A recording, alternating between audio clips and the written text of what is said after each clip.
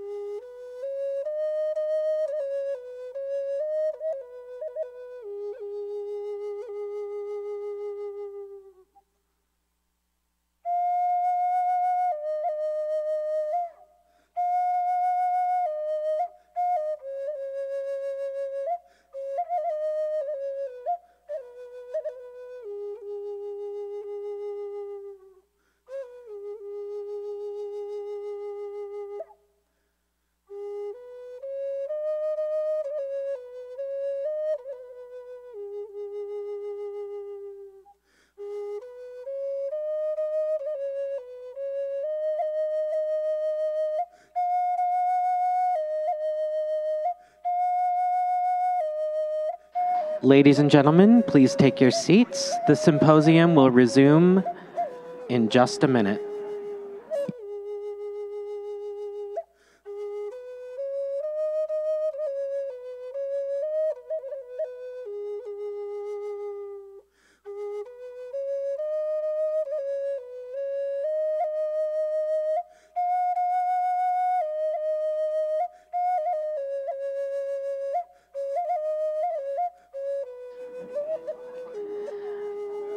Welcome back. Please welcome to the stage our next panel discussing the Museum of the Future, moderator Dr. Heather Atone, and the panelists Dr. Cynthia Chavez Lamar, Dr. John Lukovic, Dr. Jamie Powell, and Dr. David Martinez.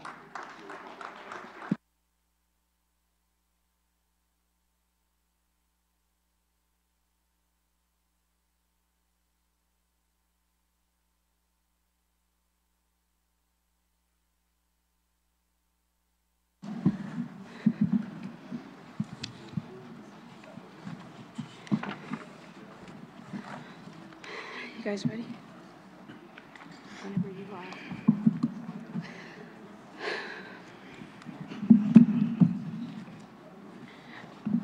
Did you guys see this?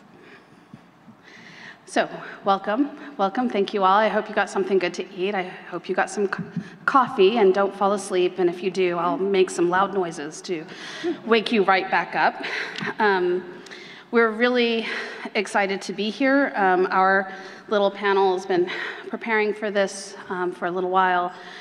First and foremost, thank you to the Heard Museum. Thank you to Diana and Anne, who've prepared, as they say, a team effort from the Heard Museum. But without them and David thinking of each of us and what we're trying to do in our various roles, none of us would be here. And I'm always honored to sit next to any of these people. We are today, right now, going to discuss Museum of the Future. And I just feel like this maybe seems obvious to you what that might mean, but we were asked to discuss this topic, and for Indigenous people, this is not a question that's new to us. It's been the question that's been embraced by our elders and leaders for decades, and it is from this question that this symposium can even reflect back on what has happened, because there were people prior to those areas that were imagining what could the future hold for Indigenous people within museums. And Dr. West, thank you always for your efforts. As Indigenous people, we're taught to remember that we are as connected to the moment of creation as we are to the future and the future ever after. Time becomes, in this relationship, in this philosophy, a vehicle for beneficial impact by each generation. We hold on to the stories of our ancestors. We dream new stories to create a future. And these good folks are part of the dreamers, the visionaries, the workers, who are part of the core, who are imagining the future for museums and the beneficial impacts that Indigenous folks can have engaged with our allies in the process. So I would like to just hand this off, and each will introduce themselves, and then we'll get to some questions. Good afternoon. My name is Jamie Powell, and I'm a citizen of the Osage Nation. I serve as the curator of Indigenous art at the Hood Museum of Art at Dartmouth College, where I'm also a senior lecturer in Native American and Indigenous Studies. My name is John Lukovic. I am the Andrew W. Mellon Curator of Native Arts at the Denver Art Museum and the head of the Native Arts Department. I've been at the Denver Art Museum now for about 10 years, a little over 10 years, and just thrilled to be part of this group. Goatse Hopa. I'm Cynthia Chavez Lamar, Director of the National Museum of the American Indian, most recent since February 2022. I'm going to take my short intro time to acknowledge my family here, my dad, Richard Chavez, my mom, Sharon Chavez, and my husband, Walter Lamar. So I love them dearly, so I'm just happy they're here. Good afternoon. I'm David Martinez. I'm Aguimal Aldam, Yachat Aldam, Mexican. I'm also a professor of American Indian Studies at Arizona State University. And I realize after handing it off, I'm Heather Autone, and I'm Director of Curatorial Affairs at First Americans Museum in Oklahoma City. I am a very proud citizen of the Chickasaw Nation and descended from an incredibly strong line of Choctaw women, and thank you all. So we're gonna get started with our first question. And we're trying to have a conversation here. So we've prepared some questions, and we're just gonna take the time that's been allotted to us to work our way through those questions. It is not our goal to get through necessarily all of them, but if we need to, we'll fill the time. So the first question that we really thought about was that exploring the topic, how do we conceive the definition of what the museum is of the future? And what are those next steps to take? And I'd like to pass this on to our one token white person, John. Who they put in the middle, by the way. This was not my choice. So when we were talking about, when we were planning for this, this panel, the discussions kind of kept going back to what models are working, what have we done in the past, what have we seen, and then, but we all started talking about, that's not the future though, that's the past. You know, there have been successes in the past, but what can we do moving forward? I'd say first and foremost, I work in a global art museum. Indigenous Arts of North America is a portion of our museum, as well as even just my department. So there's, we're always thinking about how can we move forward from here. And I would say the first thing, above and beyond anything else, is you have to actually listen to the critiques of the past. So I'm not necessarily saying we follow the models of the past, because the models of the past are the things that have been critiqued. So how do you innovate? How do you experiment? How do you push things in new directions? Those are the questions you really need to be asking, what we all need to be asking ourselves. What has not yet been done? What has not yet been incorporated? What would things look like if institutions were listening to the people that are being represented, through the collections? So that's kind of, I think, the first spot where this needs to go is just listening, or not even listening, acting upon the critiques of the past to develop new models for how to move forward. I'm glad you said you brought in the acting part, because I mean it's one thing to listen to the critiques, but what are you going to do with them? So I really appreciate you bringing that up, because it makes me think about I was a curator at NMAI in the early 2000s under Rick West's leadership, and we all know that the critiques of the inaugural exhibitions were somewhat difficult. And as the new director of NMAI now, I think a lot about that and reflect on how can we use some of those critiques and thinking about NMAI's future. So I think that is tremendously important about listening and learning and taking action. So I was a senior in high school when NMAI opened. I'm a young one, don't let the gray hair fool you. But, I'm so grateful to those of, my fellow panelists up here, but also the leadership of Dr. West and others who are here, and the space that they created for me to come in and do the work that I'm doing. And as we think about the future, that's something, working at an institution like Dartmouth College, where 4% of our student population are Indigenous, and I also teach, that I have a role in shaping, our future leaders and to give them the support and mentorship that they need. And what that looks like is also a really key part of my job. And I think it's something that many of us have been talking about as, our field is growing and as more and more institutions are kind of catching on to the collecting of Indigenous art and hiring Indigenous curators and paying, real meaningful attention to our field, that we have a lot of work to do to cultivate young people coming into the field. And so I think in terms of thinking about the future, one of the things that that is foremost in my mind is how are we helping create space for those who come after us? Mm-hmm.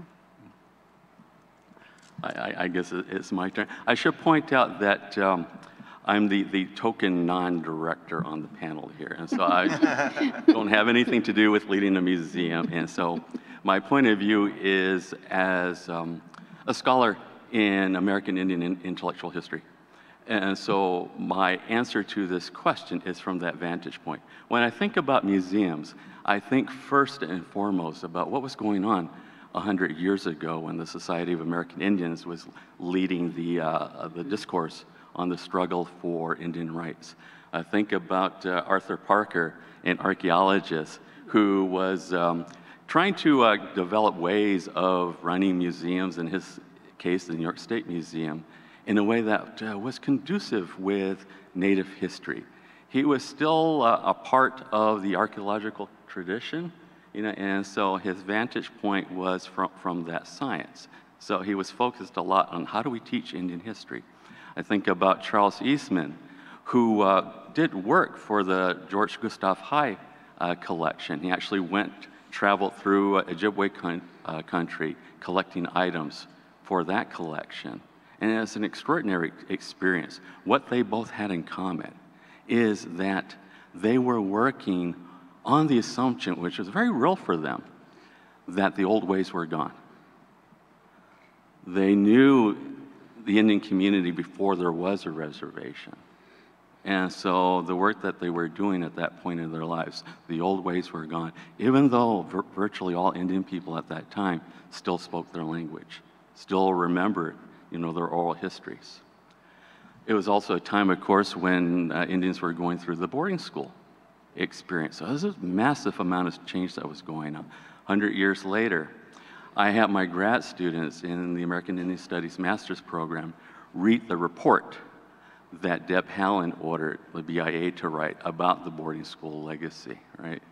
We're at a time now where museum means places like the HERB, places like the NMAI, places like the museums represented on this panel, where there's a lot of conscientiousness about the Native experience, in this country. And so a lot has changed in that 100 years, but I keep thinking about the boarding school experience. We're still dealing with that historical trauma, right? That's why that report had to be written. And so if that's a measure for where we were and where we're at now, 100 years from now, will we finally be over that trauma? Will we finally have healed? I wonder. And with respect to museums, it is wonderful that we're more in charge of museums today, more than ever before. So when it comes to the question, what's the future of museums? To put it quite bluntly, will we still need museums? I think that's a good question, because 100 years ago, they weren't thinking necessarily what was a museum going to be and how.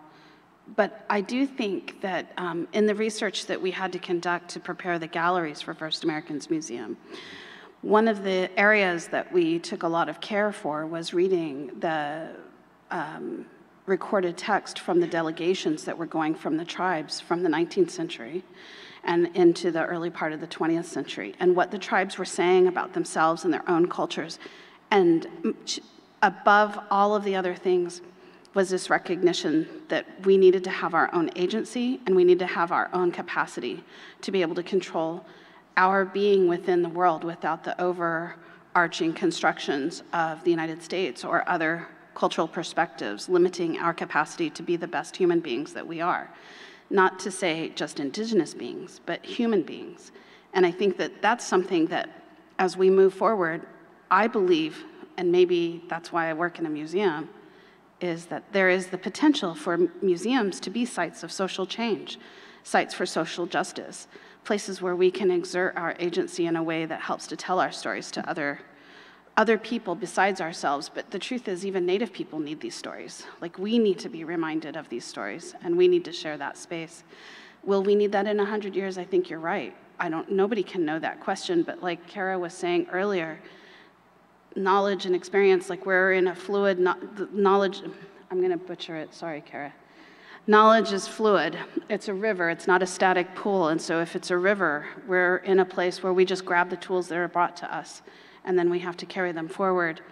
But I think that that's a good segue to our next question, is what are the questions that need to be asked to construct what the future is and what it will need? And so what do you guys think about that? I wonder, David, if you could take that question on.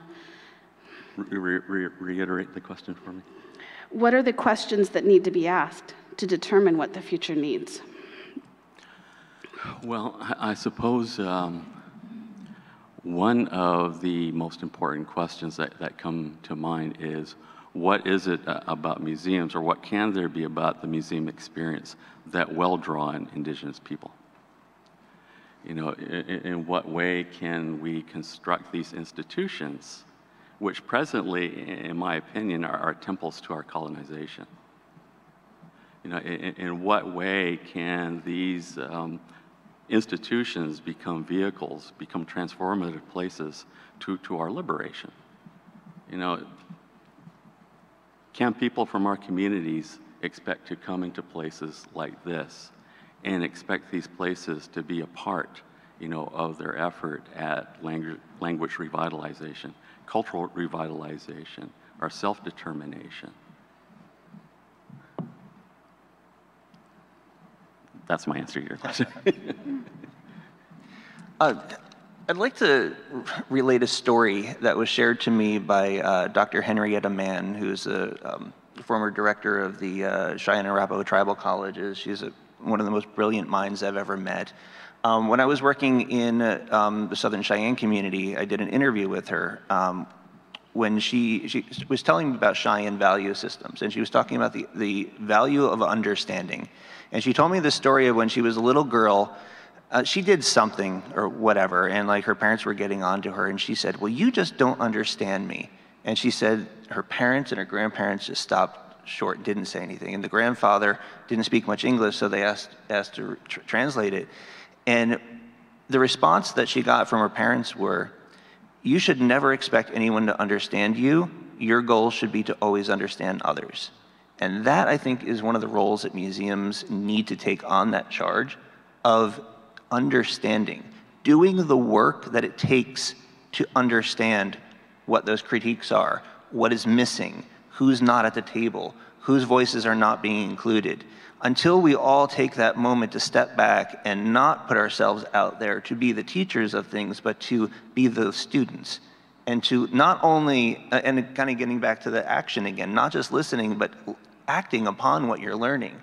Those are, I think, again, kind of, in terms of moving forward into the future, by taking these value systems from, indigenous perspectives, there's so much that non-native society can learn from the philosophies, from the ways of knowing and the ways of being, that I think should shape what we can do. Because I don't think it's necessarily just how our indigenous art's shown in the future, it's how do museums just get better? And I think that there's valuable lessons that are there if you just take the time to try to understand. I think a lot about collections and how collections are very, create contested spaces within museums and the narratives about museums, yet there's so much, there's so many stories, for those of us who work with collections and work with Indigenous people, about beautiful moments of understanding, beautiful moments of recognition. And I know at FAM, some of the collections that came from NMAI that went to FAM, there were those reunions that happened between families and important items that were part of their family history, and they made those reconnections. And I guess for me, when I think about questions, I feel like there's a lot of questions around collections that, how can we move past the questions that just are about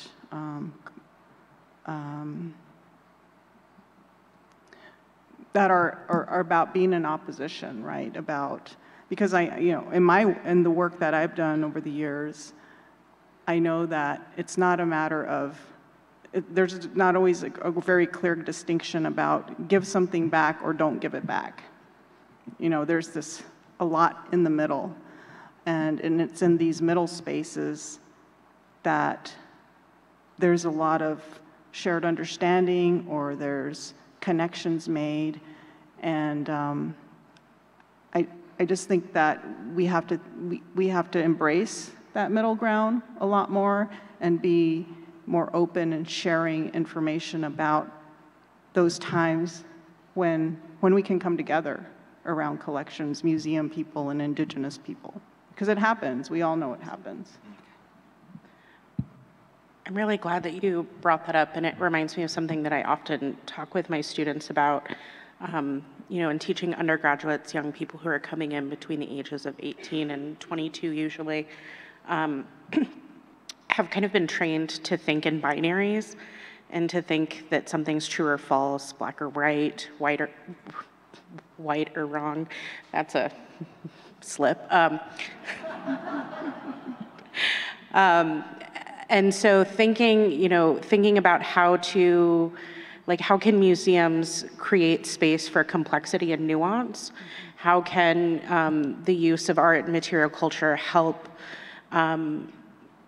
help us learn how to sit with ambiguity, not necessarily to be comfortable with it, but to kind of like exist in that place of discomfort. I often talk with them about limitations and possibilities as a more useful frame for thinking about how we analyze what we're reading, what we're looking at, and their own actions as young leaders and scholars. Because one thing that I've learned in working at museums, and especially through exhibition work and the things we put out into the public, that you're never going to make everyone happy, and it's a really difficult lesson to learn. But I think as long as we are creating spaces where we're challenging people, but in a way that doesn't make people feel violated or disrespected, I think we're doing the right kind of work. I think museums are spaces where we can challenge people, we can ask people to dig a bit deeper, to think with complexity and nuance, to create space for that ambiguity. And I think that is more important now than it's ever been, at a time when we're so divided, both within our communities and within our nation as a whole. You're both bringing up a point that we've been really exploring for First Americans Museum, which is Cynthia mentioned that when we were preparing for the loan, I think we have 128 objects on loan from the National Museum of the American Indian installed in a gallery.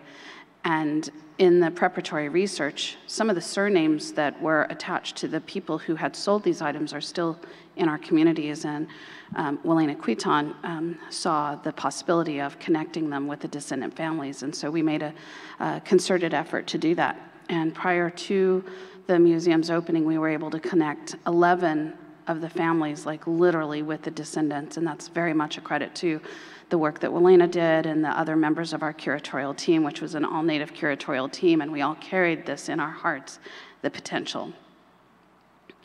We're going to come back to that in the museum. We're in the process right now of putting the money together because it's a cost-heavy investment. And so if anybody in the audience wants to throw some money at us, please I will accept your money. But it also created for us, in the process of preparing for the galleries, we were working with all of our tribes to do this. And one of the things that happened was that as we were working on some of the commissioned objects, so things that the museum was paying an artist to purchase intentionally for the galleries, as we were working through the communities to do this, the communities asked us, when you're not using it, can we use it? And well, to be perfectly honest, we didn't really know how that might work. But I asked my boss, and he said, let's figure it out. And so we said, yeah, sure. And then we got open, and our collections manager said, well, what does that mean that we share this with the community? And so in the last, I guess, 8 months, I've been traveling across the continent pretty aggressively, promoting our museum and talking about the work that we did. And what's emerged is that we've located museums, 2 museums in Canada specifically, the Museum of Anthropology at the University of British Columbia and the Canadian Museum of History in Ottawa. And they both have a system for objects that's called shared custody. And I'll share very briefly a story that came out of the Museum of Anthropology, which kind of helped affirm to us that our intentions with this really are just like the idea that maybe we could connect these objects with their families, which I wish another time we can talk about that, or please come see our museum. But the power of this is just such a huge, it's bringing these indigenous-centric philosophies to play. And what they explained at the Museum of Anthropology is that once they had started this, it came out of a mask that was not in good condition, but the community knew it, they knew who had made it, they wanted to use it. And so the museum was like, it's not in great condition, it's not really gonna hurt us to share it with them. And so they handed it off to the community, and the community took it on a Monday for ceremonies over the weekend. And when they received it back on the following Monday or Tuesday, this mask that had been falling apart, was not in good condition, it came back. And what the community had done was repaired all the things that were not working about it. All the hinges had been repaired so that it could functionally have its life restored. And because it had come as only a part of a larger outfit, the community gifted back the rest of the outfit so that it wouldn't be separated from its potential best. This is what I think museums for a while have really vacillated on, this binary, because it's like we either own it or we don't own it. It's either ours or it's someone else's. And this idea of potentially creating, out of response to the Indigenous community's desires, a shared custody, and that's the term we're using. I don't know if it'll be the one that we hold on to, but that shared custody creates a potential benefit to both the institution and the community in a way that previously hasn't even really been explored.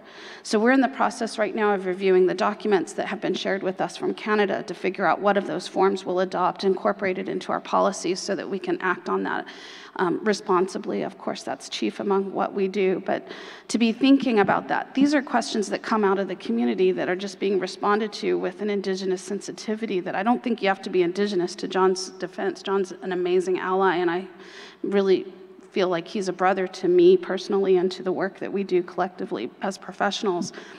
But I think that those are the kinds of things that if we can think about what are the benefits that are generated by creating space for Indigenous presence within museums, what are the things that that could come out potentially of the museums thinking of themselves as wanting to do better with Indigenous communities.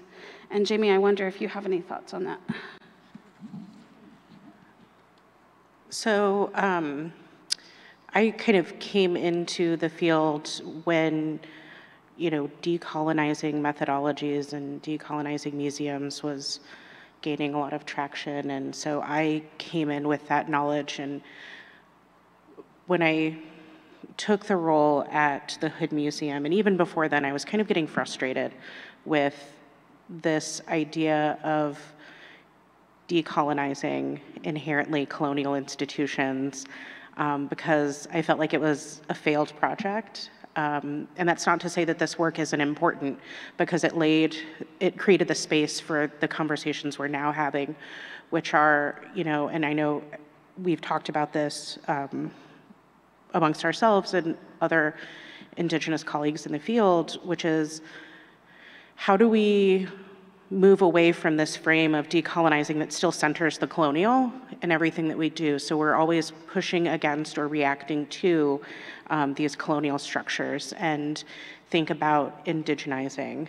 And that word, it's like, I've moved away from using that word even because it feels like one of those buzzwords that people are going to start using in ways that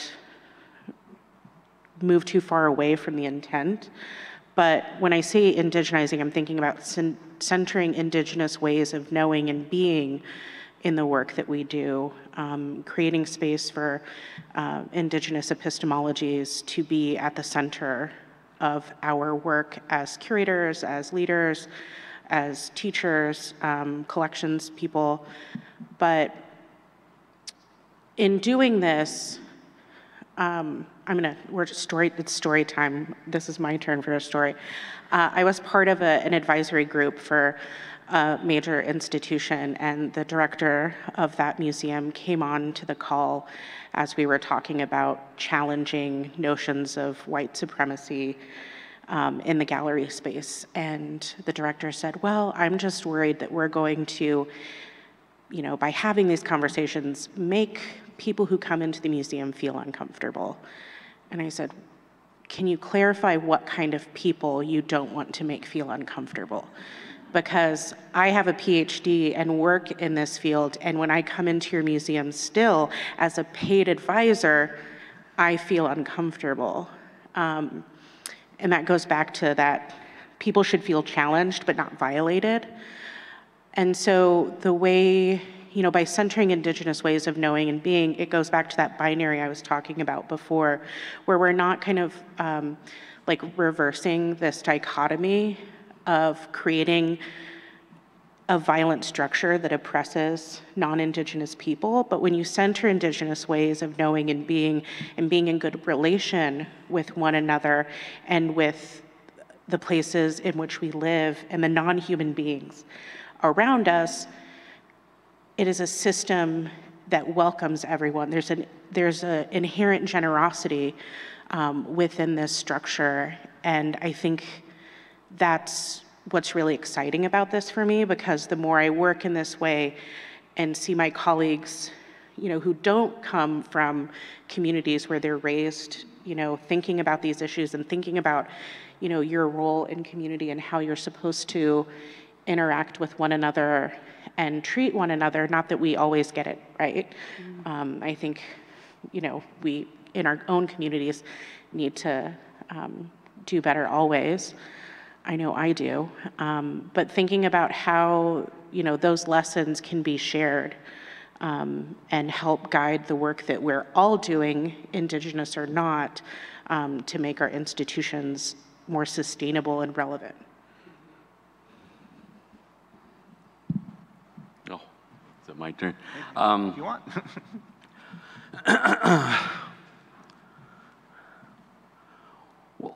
Perhaps I should elaborate on the point I made earlier regarding the status of museums in the Indigenous community today. This is the world into which we're thrust, thrown into in the existential sense of the term.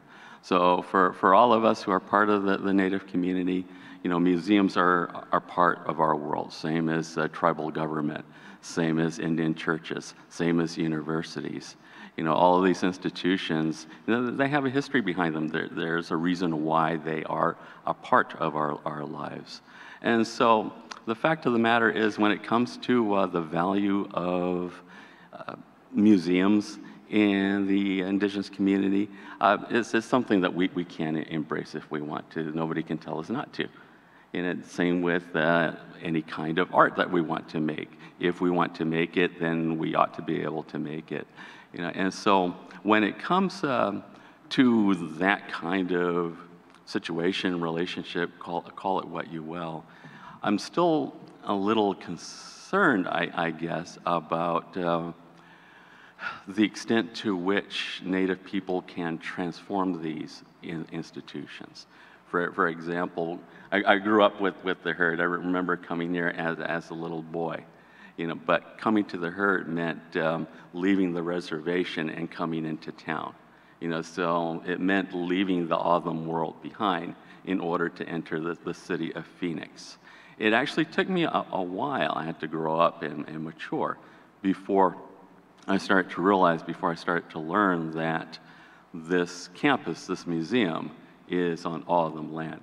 It was news to me at one point that the city of Phoenix was O'odham land. And once I learned that changed my attitude about this place. I did feel some ownership, to this place, that this land was ours. I had mixed feelings about the fact that, this museum was somehow beyond our reach to influence that it's a place that we had to share with others, beyond our will. And I thought there was a certain irony that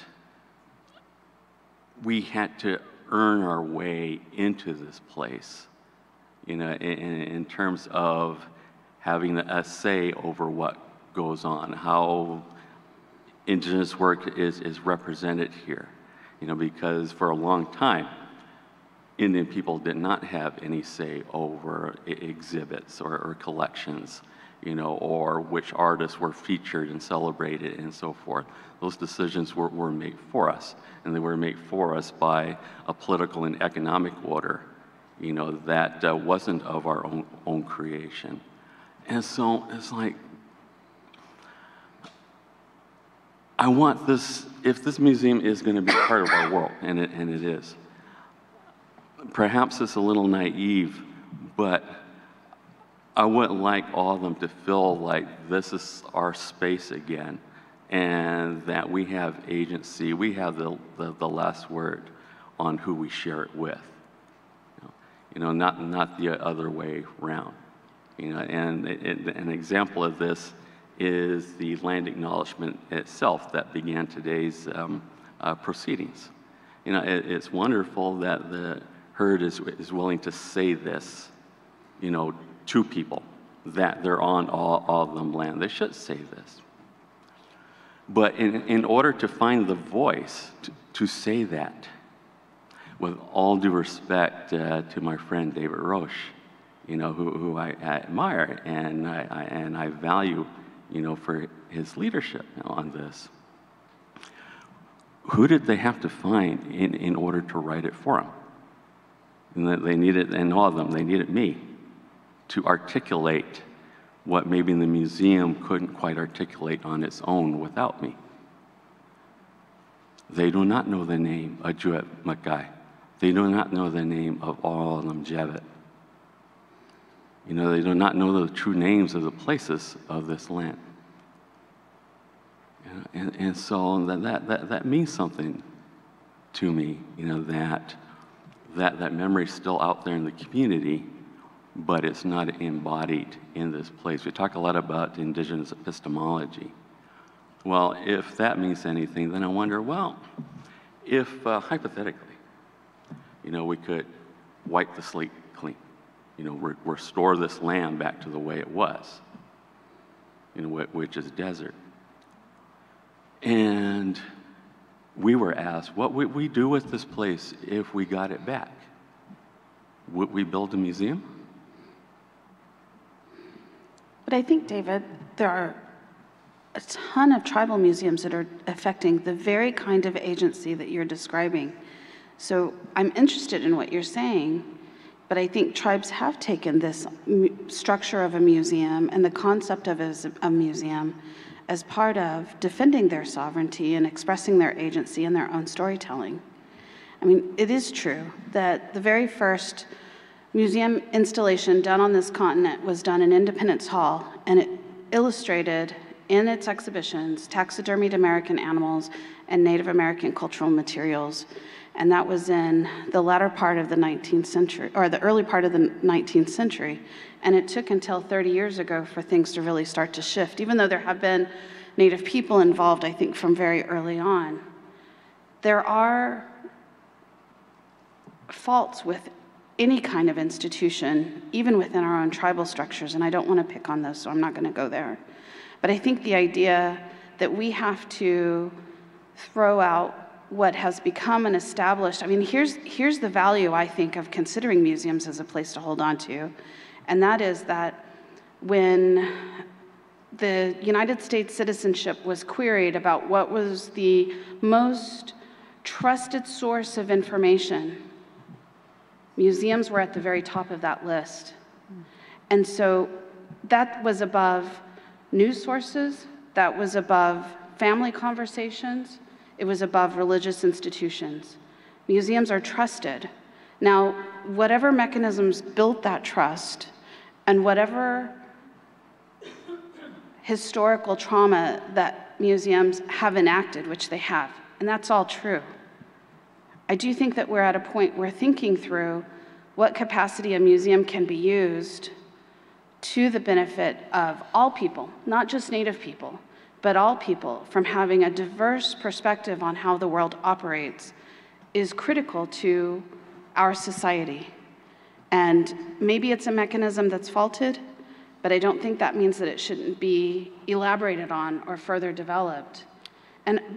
Sorry, please, John. Yeah, so getting to the focus about the idea of decolonizing museum, and even more so too about prioritizing ways of knowing from indigenous perspectives. This reminds me of some of the comments that Rick West shared yesterday when talking about the ghettoization of indigenous arts in a particular area, or and the current practice of incorporating indigenous arts into, say, an American art context. I'll be honest with you, I get really nervous when I hear about museums who are wanting to put indigenous arts into an American art context, because generally what happens, unless it's very carefully done intentionally, is inadvertent or just blindly putting indigenous arts into a colonial narrative that already exists, rather than showing other forms of American art through the lens of indigenous perspectives.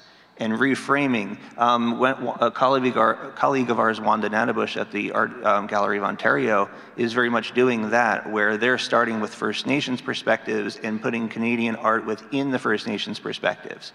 So, I mean, that's a great model of how to flip the narrative. But I will also say that, you know, like at Denver Art Museum, we have dedicated space to indigenous arts, but it's not ghettoizing it by showing it separately, it's prioritizing it. And Rick also mentioned this, that one of the other things we do is we take a yes and approach. Yes, we have dedicated galleries for indigenous arts, but we also show indigenous arts in our photography galleries, in our fashion and textile galleries, our contemporary art galleries, our Western American art galleries, architecture and design galleries.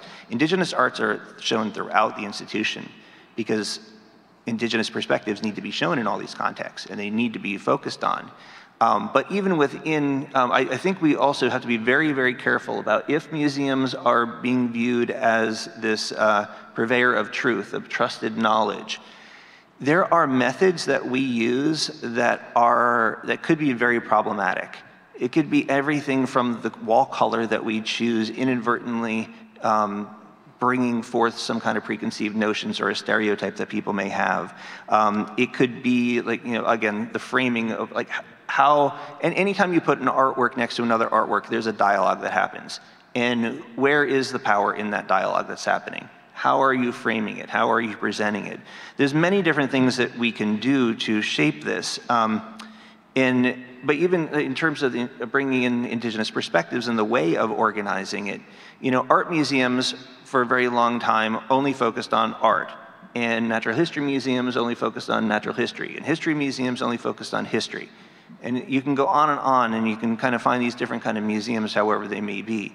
But there are ways of actually bringing in important knowledge and sharing knowledge to the audiences that trust us by creating a framework where, you know, instead of like what we're doing, instead of just focusing on artists, and like Rick mentioned again, the idea of like the individual artist versus, you know, an artist who's part of community, is the recognition that from indigenous perspectives, artists circulate within what I kind of conceptualize as a cultural ecosystem that includes community, land and place, indigenous knowledge, and then the formal aesthetics of their community.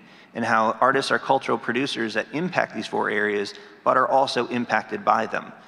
And using that umbrella structure, we were able to tell any story that was necessary. We could talk about the traumas of boarding school experiences. We could talk about land rights and water rights. We could talk about, you know, the triumphs and successes that have been happening, you know, in the in the indigenous communities. We could go to all of these social justice issues through the lens of art, and art can be the catalyst for this conversation. And using the platform that we have to push these narratives that are important to indigenous people that are new to non-native audiences quite often.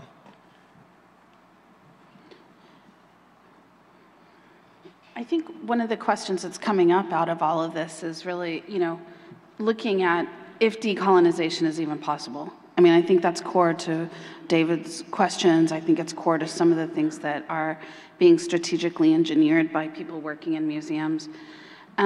So let's just ask, if decolonization, and Cynthia, I'm going to come to you, if decolonization is not achievable within museums as institutions, like if we just accept that, is the process still valuable as a goal for effecting beneficial change within internal museum systems? I think it is. I like Jamie, you know, I've had my concerns about decolonization, but I do think that you know, all of the energy around it in the last few years, especially the last couple of years, has been helpful in that you know, we've been able to infiltrate museum practice and structures in a way that is creating change. And I think in the last couple of days, we've heard a lot of artists talk about the fact that as Indigenous people, you know, we adapt, we change, you know, according to our circumstances. That doesn't make us any less Indigenous. And I think with museums, anything that can push us to sort of think differently, do things differently, is important. It's important in creating more space for Indigenous epistemologies, Indigenous people, Indigenous practices. So I think it's been useful as a tool. I don't think that it's something that should drive museums or drive our practice, but it's a useful tool, and it's useful in a lot of different ways, right? Within our own museums, with fundraising, a lot of different ways. So yeah.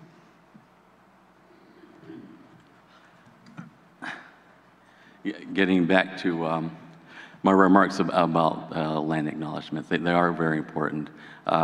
They do make a difference in subtle and not so subtle ways of changing people's thinking about the places that they're visiting or inhabiting or working in.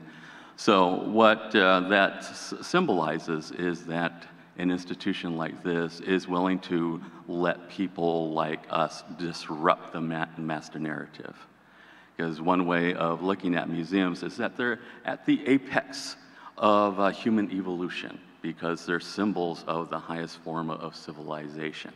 You know, but that historical narrative, that evolutionary narrative, is not our narrative, and we've suffered a lot from it.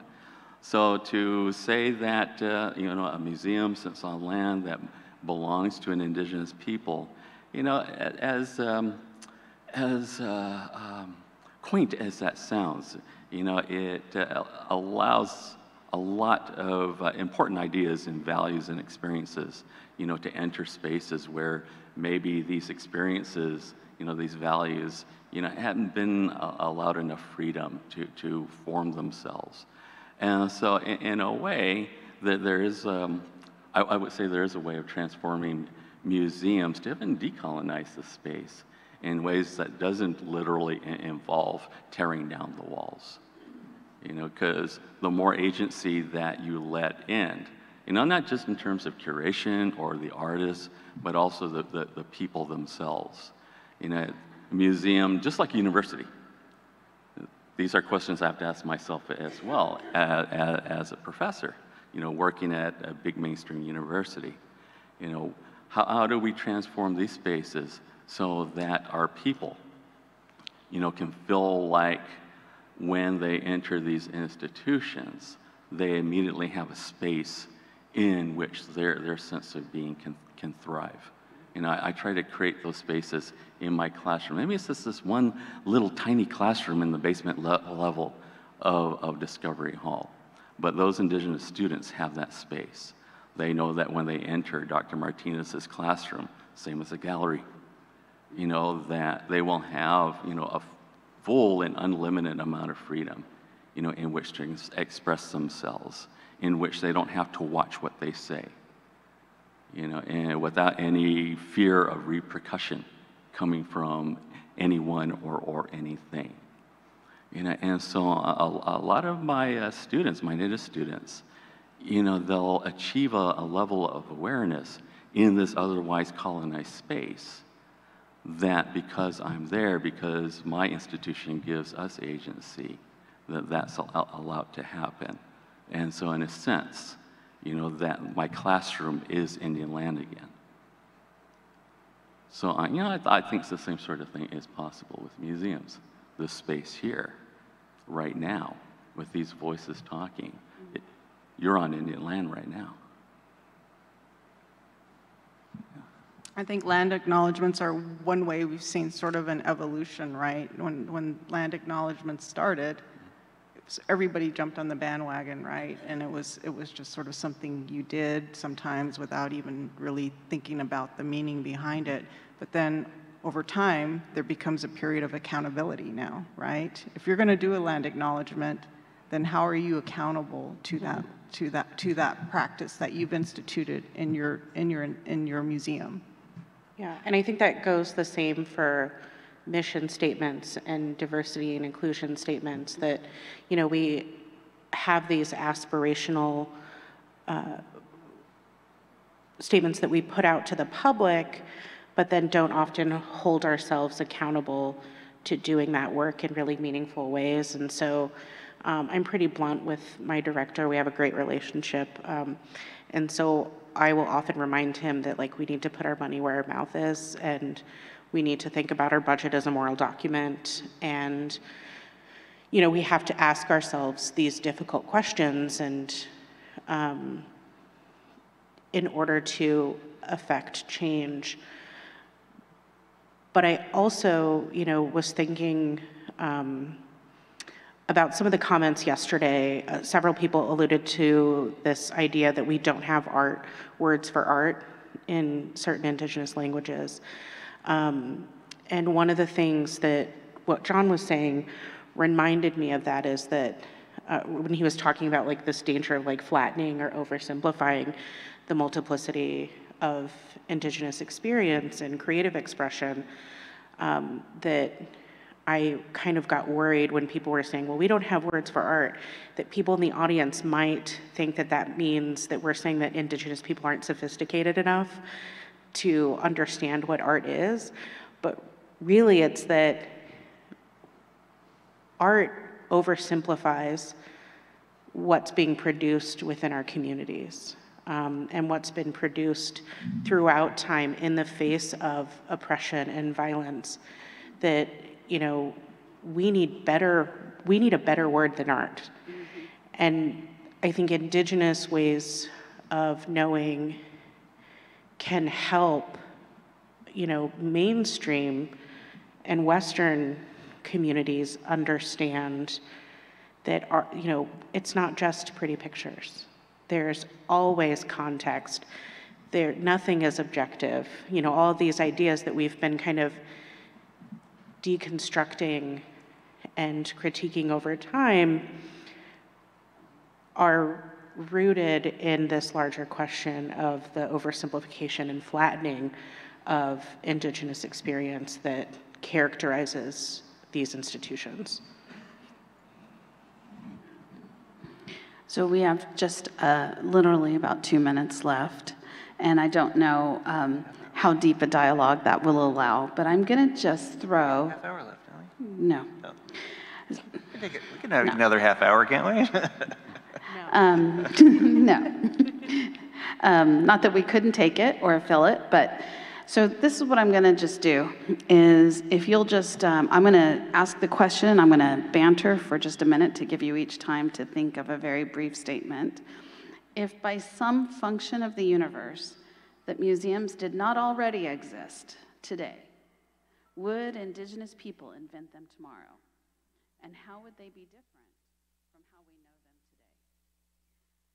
today? So if we didn't have the structure of a museum, is this something that Indigenous people would create? And is it something that we would want? So, David, you're looking at me very directly, so I'm going to guess that you have an answer to that. It's very my fault briefly. You're asking this question. That's why I would like to think that the arts in all of its manifestations would go back into the community itself and become part of our young people's lives.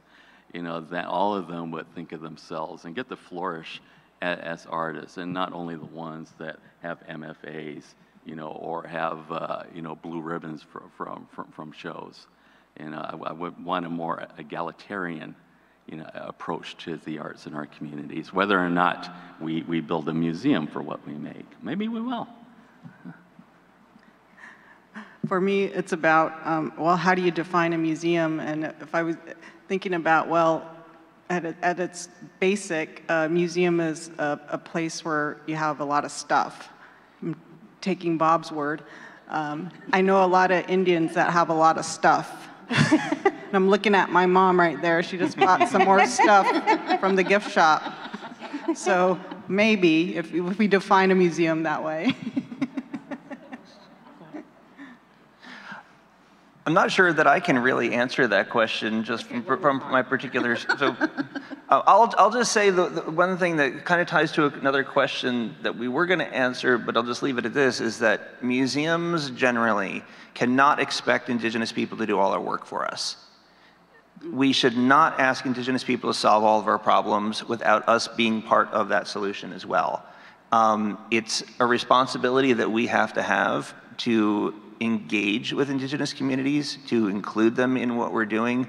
But even as much as like writing a land acknowledgement, it shouldn't always have to be the person who's from a community locally to do it. A museum again has to go look back at itself and say, what are we willing to do if we do this kind of acknowledgement?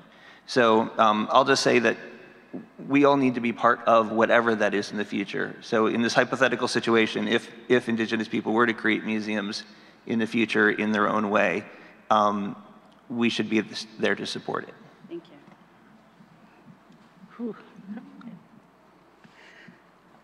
You can't eat in museums, and that presents a big problem for many, many Indigenous people. We like to eat.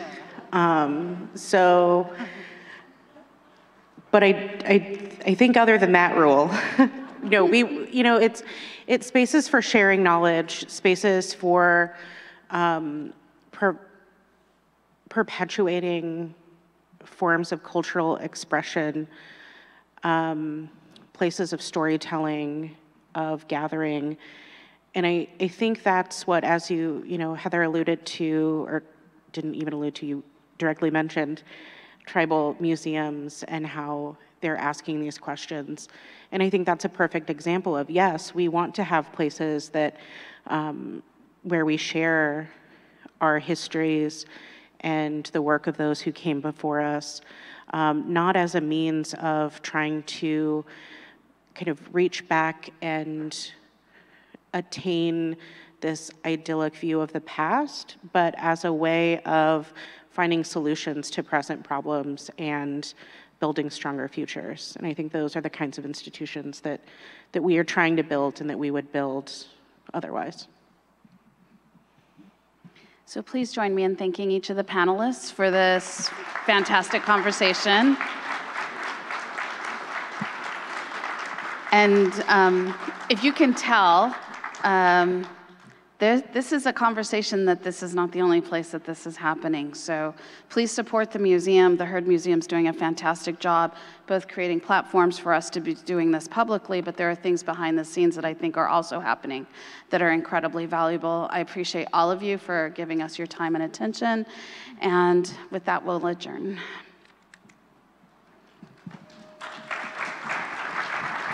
Ladies and gentlemen, please stay seated. The next panel will begin momentarily. We're going to take a quick 1-minute break to set the stage, and we will be right back. Invite all of the weekend's panelists to join us for the final session.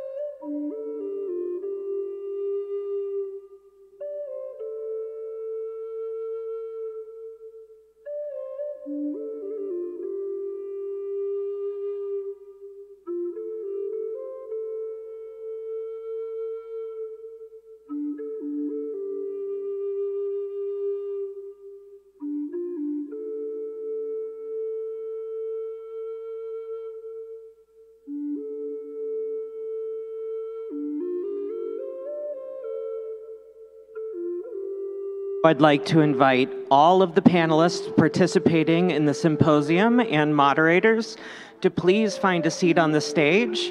And our next session will be moderated by Dr. Trevor Reed with all of the panelists from this weekend's symposium. Please make your way to the stage now.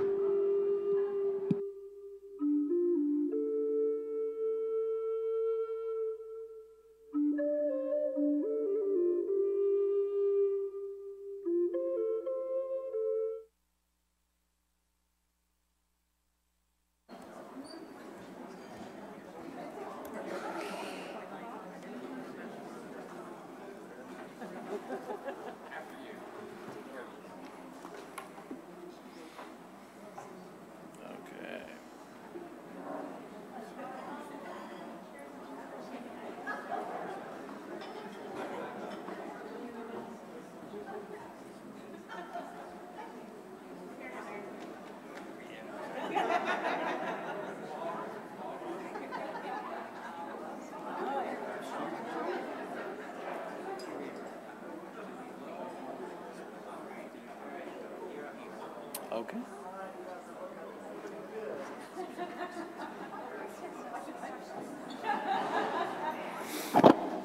Okay, well, thank you everybody for sticking with us for the last panel of the symposium. It's been a fantastic and incredibly enlivening discussion so far. Thank you all for your participation, and I especially want to thank our wonderful panelists that we have here. Let's give them a round of applause.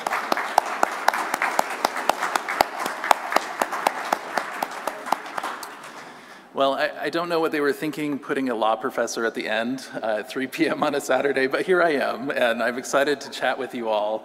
I'm actually a law professor at ASU. I teach intellectual property and property law and Indian law, but I'm also a composer. So I love music, and I love hearing all of the different creative works that these wonderful people are doing, both administratively and also in terms of their art. So it's fantastic.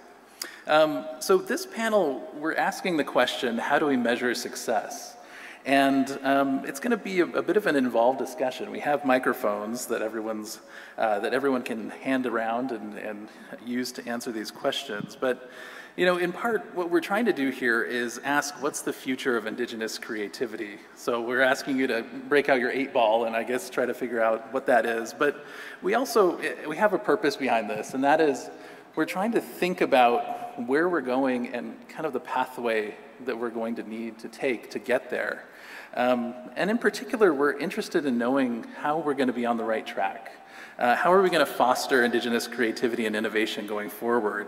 And so I think what I want to do to start out here is have each of you think, you know, in one word, what is a successful future for Indigenous creativity from your perspective?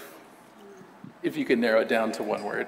You know, what does it look like? What does it sound like? What does it feel like? What does it do? Who'd like to take a shot at this? Have you met us? That's why I narrowed it down to one word, right? I think Kara's work speaks to it really well. It's corn. Okay. Yep. The answer is always corn, by the way, so thank you. Anyone want to? I'll go with healing. Healing. Oh, wonderful. Ed, give me a little bit more about that. So more context around that. This artistic journey is healing. I think from a Native perspective, every single one of us that's Native in the room is a direct descendant of a boarding school survivor, of trauma, of reservation era, of urban Indian settings, all very different struggles, but all a struggle. And artwork is one of our continuity to the beginning, and the closer we bring it in, the more it heals us. I really appreciate that. Thank you. And thinking back to the image that you shared with us, You know, that it was healing for me, right, to see the way that you constructed your art, thinking about corn all around us, that to me was healing. And also, you know, thinking about never leaving behind our indigenous sciences and our indigenous ways of thinking. So I appreciate that. Thank you. Anyone else have a word that you could use to describe, you know, the future of indigenous creativity, where we're going? I'd say freedom. Freedom. Okay, I'd love to hear more about that. Well, I was looking at the transcripts from the symposium from 31 years ago. One of the interesting things that came up, of course, a different group of artists, but was all about the market influence or the market impact. And I think that's still true today, you know, that artists do feel that pressure of the market. And so that's why I say freedom. Okay, thank you. I would say trust. You asked the question, how do we measure success? And for me, if I am getting feedback from indigenous communities, it means that they trust me, because generally what most museums don't recognize is if indigenous people aren't talking to you, it's because they don't trust you. They don't trust that you're going to actually respond to them or to listen to what they say. So if I'm getting like even critical feedback, it means people believe that I'm trustworthy and that I will act upon it.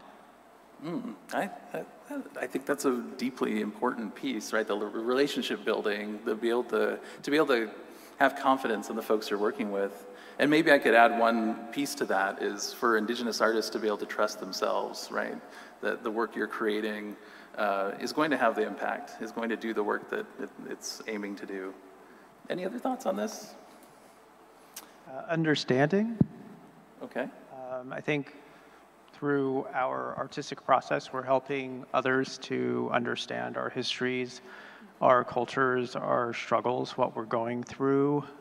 When I'm asked questions after an exhibition, sometimes people thank me for helping them to better understand an indigenous perspective on something that might seem to be very Western. Okay, yeah, I love that. I think this resonates a little bit with, I think, what Breeze was saying towards the end of the panel this morning, too, that, you know, there's a new kind of understanding that you all create when you're creating work. You know, he was talking about, you know, all of a sudden we start to see, you know, the artificiality maybe of the settler world. We have a different perspective. We have a different way of viewing. You know, maybe it is that Mount Rushmore is graffiti, right?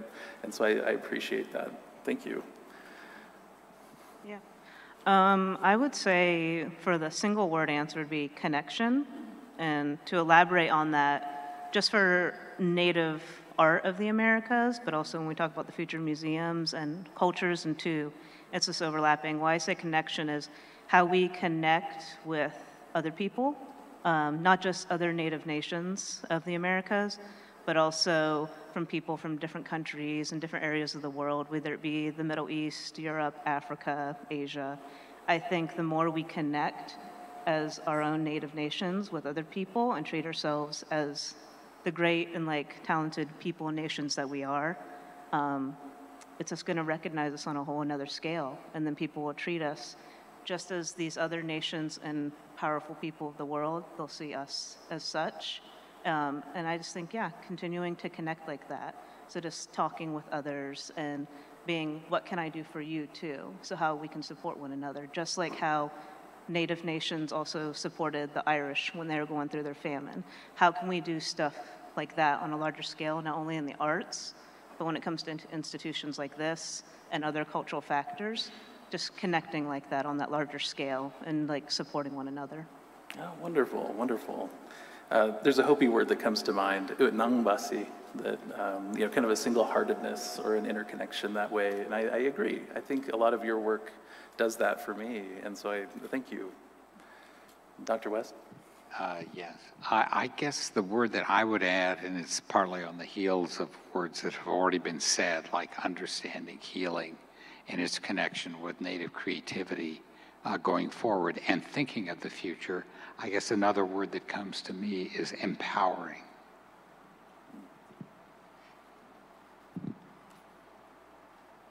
and I'm thinking primarily of the Native community itself in that regard, into the future. And because of this connection I feel exists, that there exists between Native creativity and artistic creativity and its impact upon community and culture and the maintenance of both going forward. Fantastic, thank you. So everybody has said such lovely human kindness things, and I think the only other word that I would feel like needs to be added is sovereignty. Is that as long as our governments as tribal nations are not able to act to the fullest extent to protect who we are culturally, intellectually, economically, and politically, and as they do that, it allows us as museum workers, it allows the artists to exercise individual and cultural sovereignty to the greatest benefit that we can for our future generations as Indigenous people.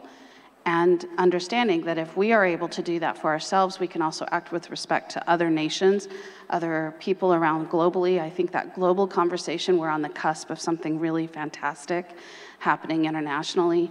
And I think that those kinds of points are nulled if our tribal communities do not have the capacity to govern ourselves as truly sovereign.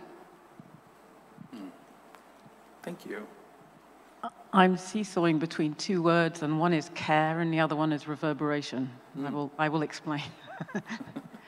So care is the way in which we should do things, our methodology, but reverberations is what we should aim for in the impact of an institution. And by reverberation, I mean both a sensory and an intellectual impact on society, which also feeds back into the institution. So it needs to have a capacity, like sound, I think it came because you were talking about sound, to kind of, to move through and to respond to. Oh, fantastic. Striking right at my heart, right? You know, a resonance, a reverberation, and then care. Wonderful. Any other words? Okay, I think I'm the last, so I have to say something. I guess communication. To your point in the last panel, an example of an indigenous ground-up project that I am very intimate with is the Ganondagan Seneca Art and Culture Center, which is a Seneca-run community museum, essentially. And I think of another word, which is solace, and that museums traditionally are a place of contemplation and solace and, you know, sort of modern sacred spaces in one sense of the word. And that, to use the example of Ganondagan, what they do there, which is so remarkable, is that they reverberate or entrust their oral history or oral storytelling in the enactment of the daily operation of the museum. So there's very little in terms of wall text and labels, but there are, all day long, there are people telling the stories of the art and tours constantly. And it's a lot of work, but it's a completely different way of operating a museum on a daily basis and how you communicate what the experience is for the viewer. And that's at the same time as letting people have space. I come from a museum, the Menil Collection, which takes a completely opposite approach where there's a primary importance on the direct confrontation with the artwork and almost no text whatsoever. So museums have that sense of communal space, but it's also personally contemplative, and that the role of art has, in our society at least, have had that role for artists as well as for museum goers. Well, thank you all for that. I think this gives us a wonderful starting point, a set of key words and values from which to work, and especially those of us that are thinking about the future, you know, making sure that these values are emphasized as we move forward. You know, one measure of success I think that has come out over the last couple of days is, you know, whether Indigenous artists can actually do and create the work that they love and that they're inspired to create. And it seems to me, the model that we have lived under in the art world is that, galleries, museums, auction houses, they find this amazing work, they find the artist, they nurture that artist, they help support that individual to become a master individual artist. Do you all see contemporary Indigenous art as still being, or as being, an individual endeavor? Or is it more a community endeavor, or is it a little of both? And how should this influence the way that we're supporting Indigenous art going forward into the future?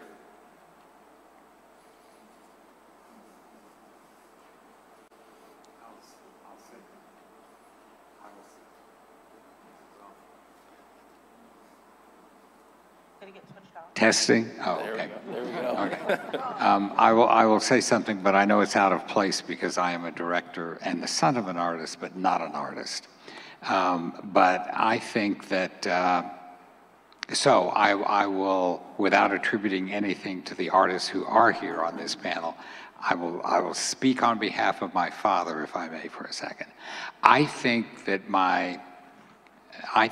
that Native artists are entitled to look at what they do as an individual enterprise. That's fair.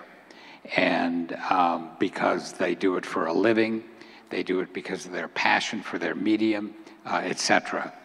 But I also think that most Native artists, certainly it was the case with my father, see themselves as having a connection between their cultural state of being, if you will, and their community, and their cultural community and their art.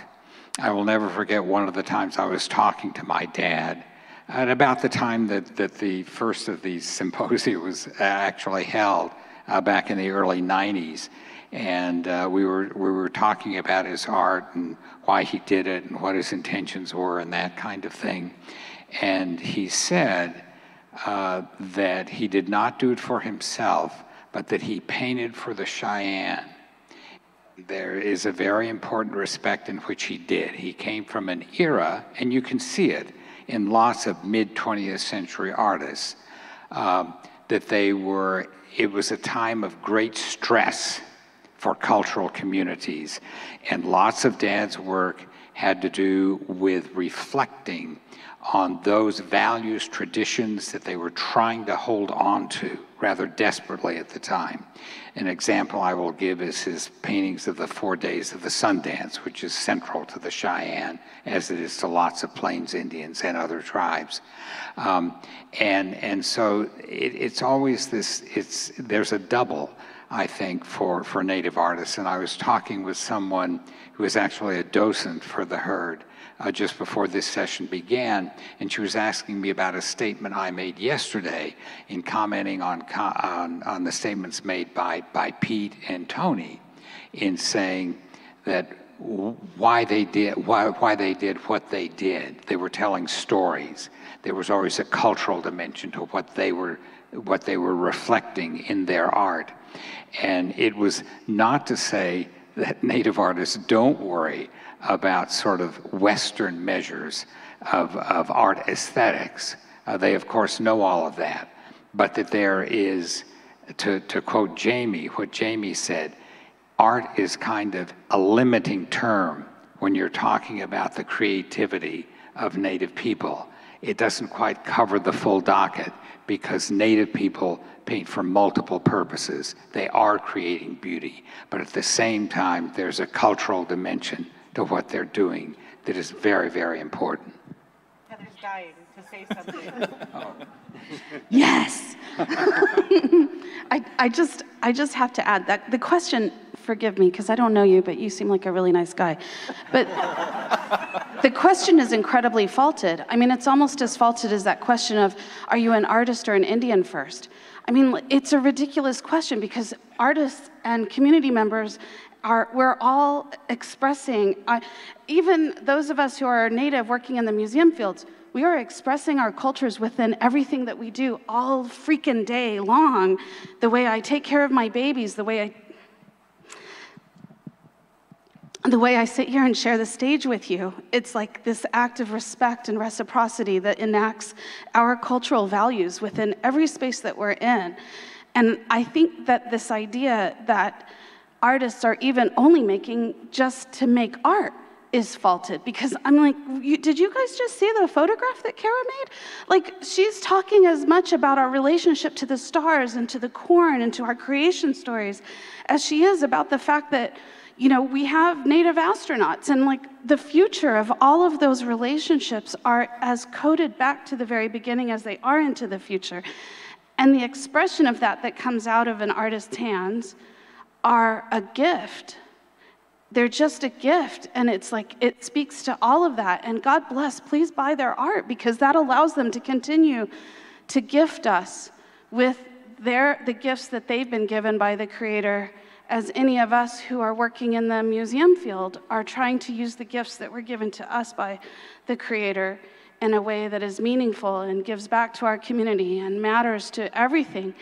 And I just think these ideas, these colonial constructed boxes of, is that, you know, I don't know how to call fam. We talk about science, we talk about history, we talk about art, we're all of those things. I don't know how to qualify us, and I don't really care for it, you know? And I think that the artists need to be allowed to make whatever they want, and it can be as beautiful as they want, and maybe it fits somebody else's idea of what they want to pay money for some abstract reason I don't need to understand, and I'm happy for that.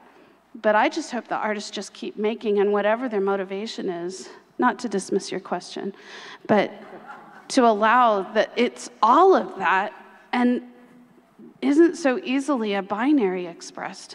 So forgive me. I see in your question, though, too, a critique of expectations that artists or curators or Indigenous people more broadly are expected to speak on behalf of their community and are not able to speak as individuals. So I'm Jamie, I'm a citizen of the Osage Nation. I am speaking for myself and on these broader topics, but my views don't represent what all Osage people think, certainly, or what all Indigenous people think. And so I think when I heard your question, I was like, well, it's both and, but it's more about those exterior expectations than what artists are actually thinking about themselves. I think they're creating work, and it's only in those moments of interaction where they're forced to kind of correct that narrative, or I think, and maybe one of you two can speak about like that, as an artist, how do you feel? Now I'm moderating your panel. You're doing like, fantastic. You know, like I'm curious to know what you think about, like, in the creative process, you know, when you are yourself, when you're part of your community, how you're grappling with that, or are you even thinking about it? I think for me, is this on? For me, sometimes in depicting certain landscapes, I have to think about what is appropriate, and if there are some restrictions on some things I should not be depicting in the photograph, or images or imagery. Those are some of the things I think about, and I think about my grandmother or elders and what they would say if they saw it, because they're not here anymore and I can't ask them. So that also poses a different challenge, because I still have so many questions about my own culture that those were the people that I could go to ask those questions. And when they're not here, that knowledge is gone and I have no way to really access it. I think I've thought about this question my whole life since I, really started making art. I don't think that Native artists are just based in their own individual ego. And I really think we walk forward always with that responsibility, and maybe like what Heather was saying, just who we are every day, right? Which is part of a whole. It's part of my, to be part of my community. So with each art piece, you are beholden to, being an ambassador or a representative of your community, and that is a deep responsibility. And I think we're also beholden to being responsible to our larger intertribal community. I think that's, in my experience, just part of it, although not only is every Chemehuevi different, and certainly, the diversity of all of our tribes, I still think it's a reality. And that as many stories as we can tell, as many pieces of artwork that we can make, we begin to unravel the one-story narrative, is what I call it, that we're all alike and a monolith. And we have the ability to be so diverse within our intertribal nation, as well as within our individual communities. I never expected the, I guess, institutional success where my career has taken me. And that is something that is difficult as a Native person from a reservation.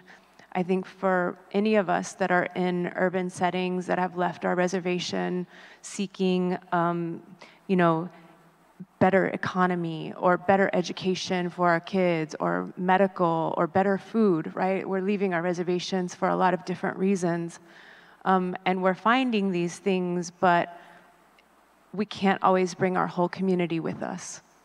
And so that's a really, that's the whole other part of it, that as we walk in this world and we celebrate at these conferences and symposiums and institutions, I think a lot of us really want to seek out ways to make everything better back home. Art as an individual enterprise is a recent phenomenon. Art has always been a collective activity. I worked with Marie Watt and Shanu Ponce-Galuger on a project, and the main thing we were focusing on was art as a verb, not as a noun. When art becomes a noun, it is something that can be controlled, it could be something that could be possessed, sold, exploited. But when art is a verb, it is as democratic as it can be. Anyone can participate, anyone can be part of the process, you can learn from it. When that is the focus of it, that's really at the core of what we're doing here. But also recognizing that art is, art always needs to be contextualized, because regardless of who the artist is, their life experiences are influencing what they're creating. Whether it's an indigenous artist, whether it's an artist from Germany, whether it's an artist from China, it doesn't matter. Their life experiences influence their art. The issue is white neutrality in the presentation of art. When non-native artists, specifically white Euro-American artists, are their art is being presented as such, just on art for art's sake, whereas every other artist around the world is getting contextualized because you need to understand it. It's the idea that a Euro-American culture is the norm and that everyone should know and does not need to be contextualized, which I find to be a complete fallacy and a racist concept. I think all art needs to be contextualized in this way because not everyone shares, not all of our audience understands, some of these contexts. So the issue has never been indigenous art. The issue has never been art from other parts of the world. It's always been this Euro-American centric way of seeing art that has been limiting to everyone else. And I think that ultimately is what needs to change. Well, thank you so much for the comments and answers to that. I think one of the really interesting things that we've seen in the development of our land acknowledgement here for the Heard Museum, you've heard it twice now here at the symposium, but one of the key pieces of that land acknowledgement is that the Heard Museum expresses a moral obligation to the communities that generate the art that are in its collections, right? And this is a profound, I hope, step forward in recognizing not just individual creativity, but also an obligation of all of us that are in the art community to support communities and artists and recognize that artists have this kind of, they carry quite a bit on their shoulders in that way. And so I appreciate the commentary and the thoughts on this question. Okay, so we've also seen some remarkable examples in this symposium of sustainable creativity. Creativity that uses materials perhaps that other people have discarded, creativity that reciprocates rather than appropriates, and I'm sure you can think of many other examples that we've come across. We've also seen creativity in our world today that's tremendously wasteful, burdensome on the earth, that appropriates and doesn't give back, or that consumes vast resources. And the question that I want to pose to you all is, should Indigenous creatives be committed to sustainability in their artistic production? And if so, what does successful sustainability look like in this artistic space?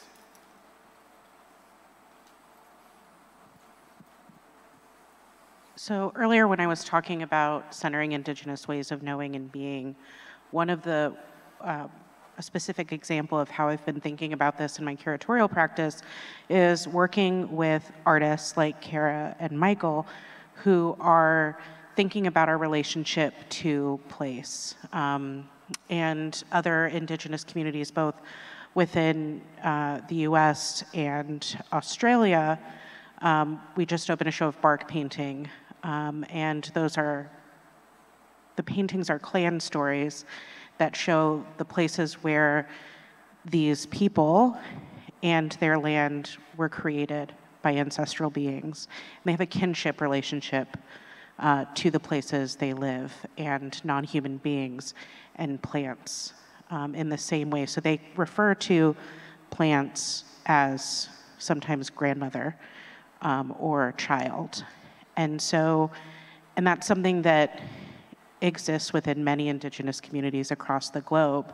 And so within Western constructs, we think about our relationship to place and non-human beings as kind of predicated on ownership and extraction, whereas within many Indigenous communities, those relationships are based on kinship. And if we think about centering Indigenous ways of knowing and being in our practice, how can centering our relationship to place as based on kinship for all of our audiences to sit with and think about and reflect on, how might that help world problems? And so in thinking about intellectual generosity and, centering Indigenous ways of knowing, I think that's one of the most important things we can reflect on. And I think Stephen's work that he showed earlier, but certainly Karen Michael's work speaks to that, and I think makes people think about how they're in relation, and we're not currently in good relation to place. If I can jump on that a little bit, one thing in terms of community and place, one thing that would be really good for sustainability in the art world would be to stop the globetrotting, stop the art fairs. I mean, I lost my mother to the pandemic, but the first person I lost was my colleague Germano Chalant.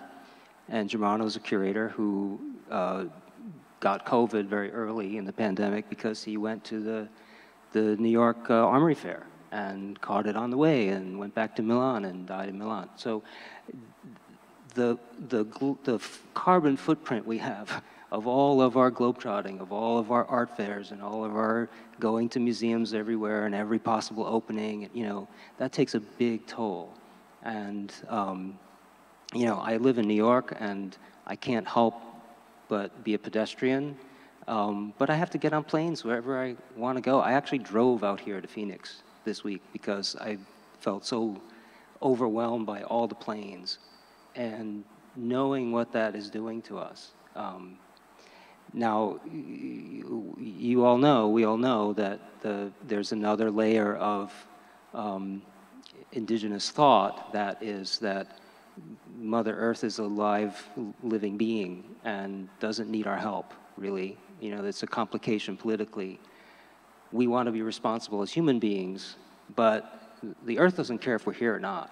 We're concerned about saving ourselves when we're thinking about saving our environment, and that's an important element to all of our actions, whether we're artists, whether we're museum people, whether we're just people in society at large. It's a scary time, but we're doomed to our own actions, and that's where community is important.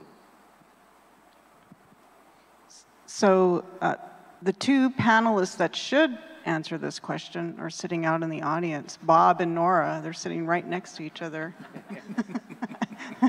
I'd really love to hear what one of them has to say about this, and their answer to this question. I can bring a microphone over. Got it.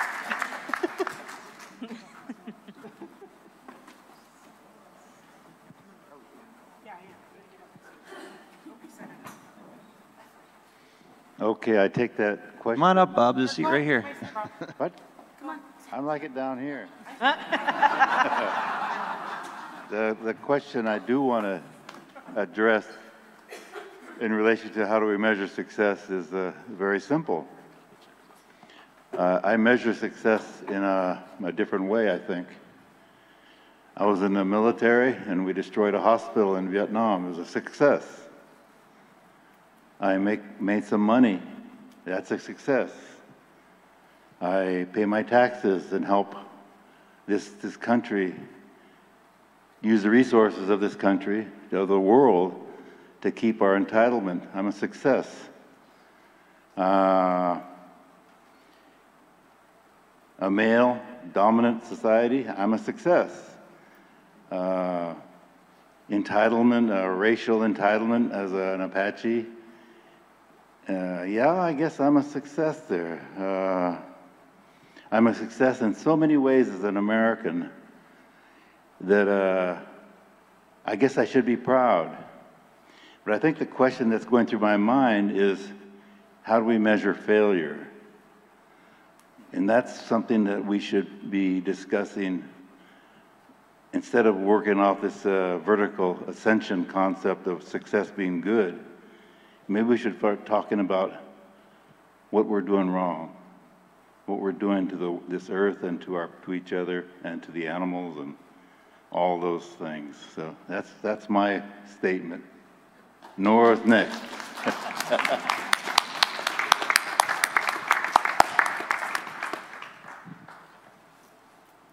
don't have to sit up there, do I? I just want to tell a short story.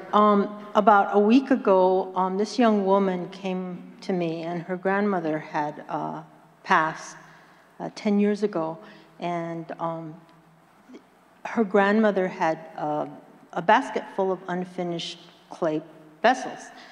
And she asked, she didn't know, she's about 19 years old, and she asked, how do I finish these? And so we spent a whole afternoon, and I taught her how to polish pottery in the Pueblo traditional way with rocks and PE. And then we fired the next morning, very early in the morning, and the pots came out beautifully. And this young woman is from Challenge, comes from Challenge. And the way she got her grandmother's pottery that were finished, she had just gone through a whole cycle. You know, she took these unfinished pots, she polished them, and then she fired them successfully, and she held them to her. And I thought, this is a sign for me, knowing that this next generation of Pueblo women are understanding where they come from, directly from their grandmas, from their moms, and they're learning this information. And my success was that I was witnessing that. And me and Marwin were talking about witnessing, and we were asked at the Longhouse in Evergreen State College to be witnesses. And I think yesterday when I was talking about the Santo Domingo people who, during the Depression, started looking around and making their jewelry, because they had no money, making their jewelry out of combs and RPM records. They are survivors, right? And so they are also witnessing what they are living through. And I take great inspiration in that, and I find that very successful, because then they're giving us information, we're taking it and hopefully becoming more aware of our environment and our community. So that's That's my version of success. It doesn't have anything to do with money or consuming or wasteful discarding. It's about those very simple moments, like I was talking about yesterday, the nuances. So. Wonderful. Kokwa?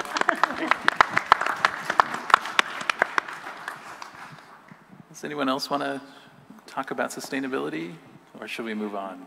Just very briefly, something about sustainability is these conversations generally happen among artists of color. And with the artists who are most vulnerable in a market situation, in like a white-dominated contemporary art world, are the ones who are having to make these decisions and make like a hard choice on whether to sacrifice their career or their opportunities to stand up for these values. There's very little allyship in these issues that needs to change. I'm thinking about a couple years ago when the Whitney Biennial, when a number of artists, all of color, threatened to pull out if change was not made. But it wasn't the white artists who were doing it.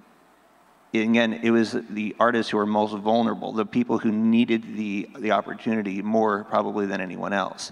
They're the ones who are having to put themselves out there. So in some ways, I think the question is a little unfair to be asked among indigenous artists. They should be asked to mainstream white artists. What are they going to do? That's fantastic. Thank you. Yeah.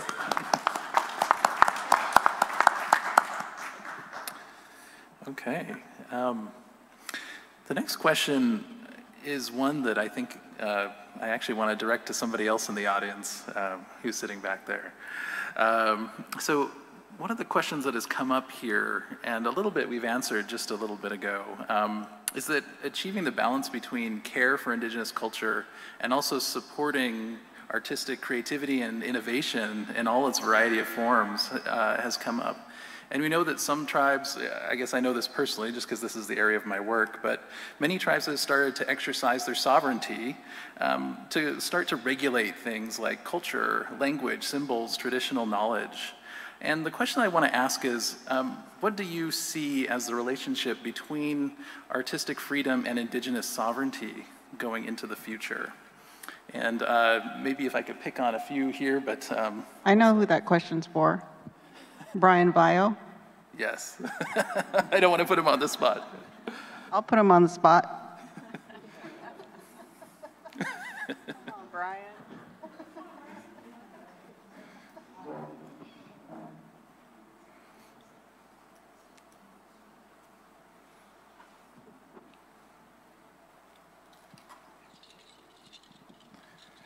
Thank you.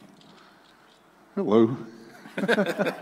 Thanks, Cynthia. I'm going to get you back.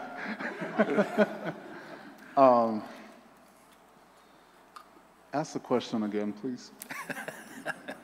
So the question is about what is the relationship between indigenous sovereignty or indigenous governance and artistic freedom going forward? We talked quite a bit about the dual goal of preserving and promoting culture, but also promoting kind of this unlimited indigenous creativity and allowing people the ability to express themselves in new and interesting ways. And the conversation for your panel was fantastic on this, but I wanted to get your thoughts. So I think I'll answer this question in the context of your first question.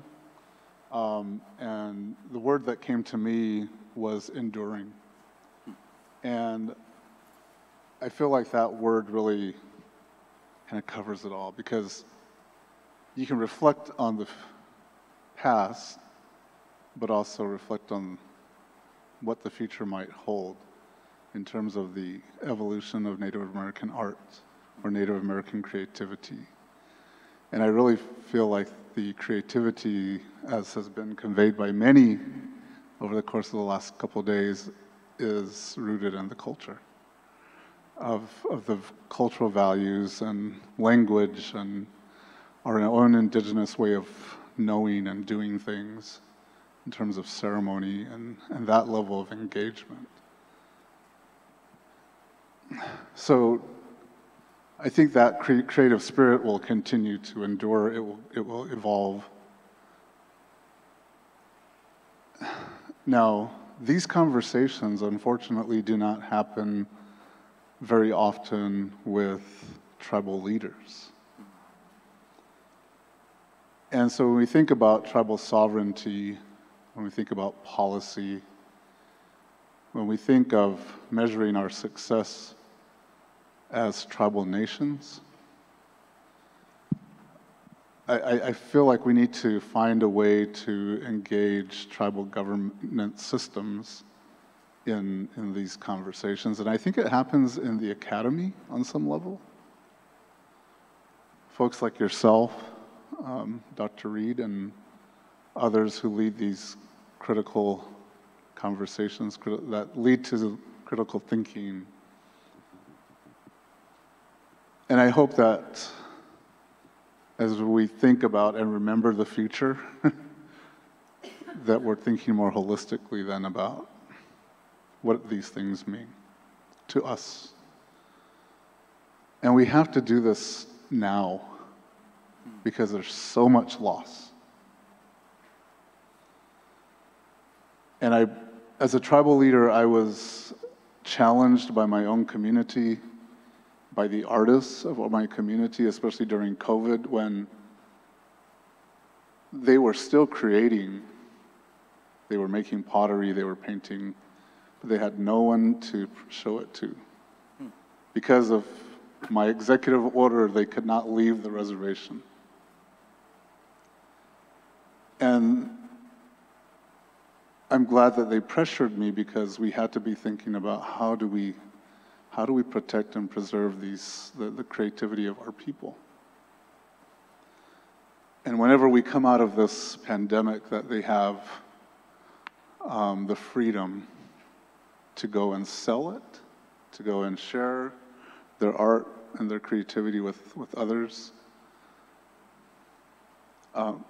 And it was, I think it came down to letting them have the seat at the table to help us as a tribal government think about, and finally, and probably the first time in the history of Acoma, have a conversation about the creative spirit of our people and how the things that they make, the stories that they have, and the incredible histories and stories that they have about this legacy of their art can help really shape the future of our community. And having us think about our governance structures and think about sovereignty, talk about sovereignty, and educate each other about sovereignty. And when you have artists at the table, it's a different conversation. So, thank you. Thank you.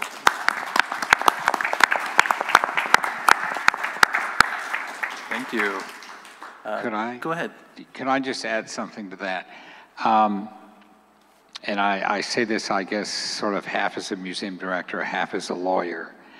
But for me, sovereignty can be defined in a number of different ways. There is political sovereignty, governmental sovereignty, which tribes possess.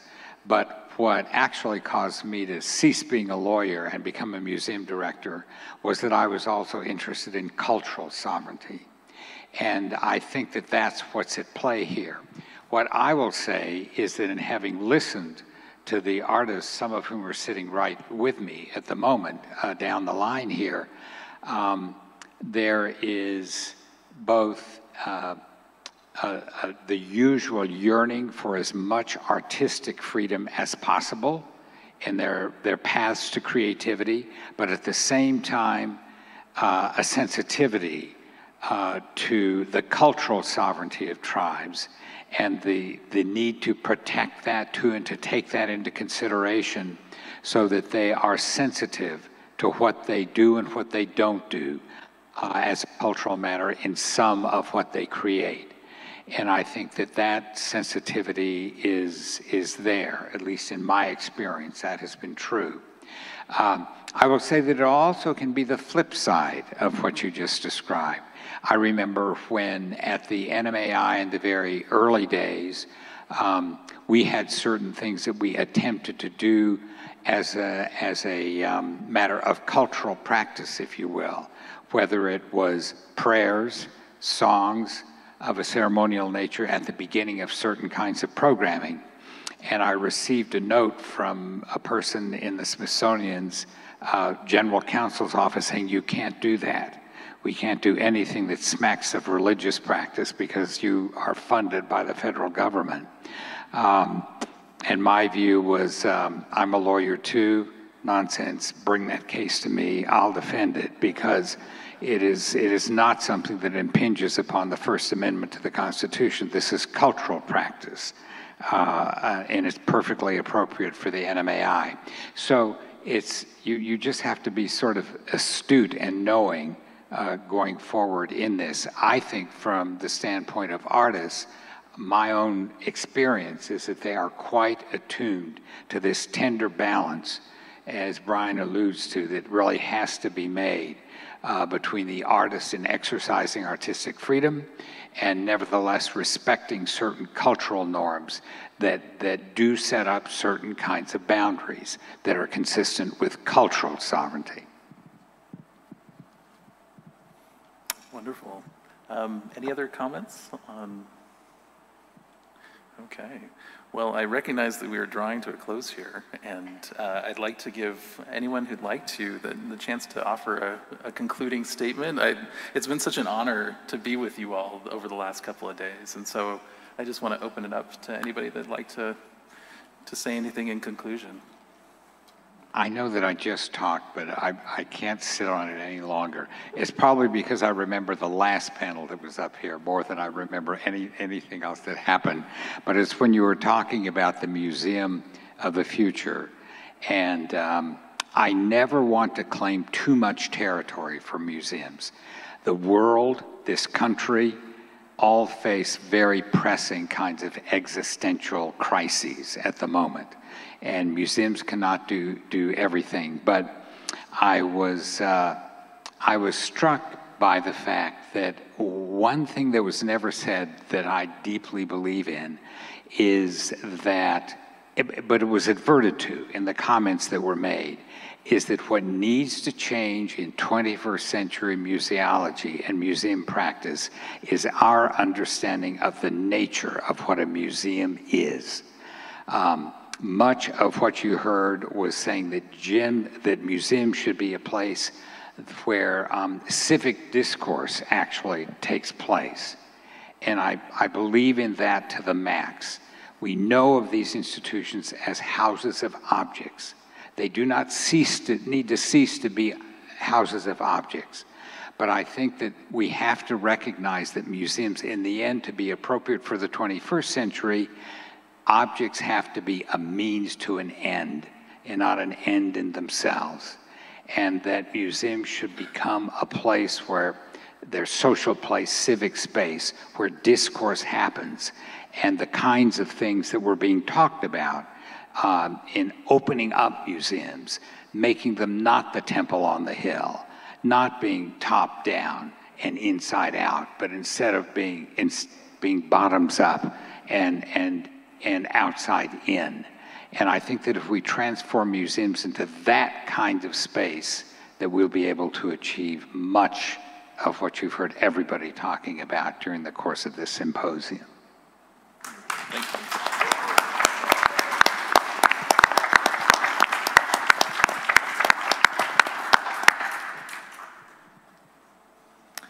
Anyone else, any concluding comments? Any thoughts or? I think that is all concluded. Okay.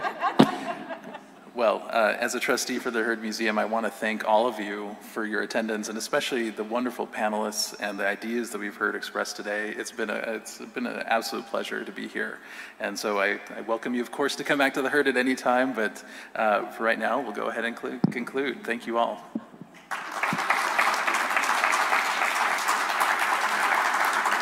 Thank you so much for being here with us this weekend. We would also like to thank our sponsors, the Salt River Pima Maricopa Indian Community and the Terra Foundation for American Art.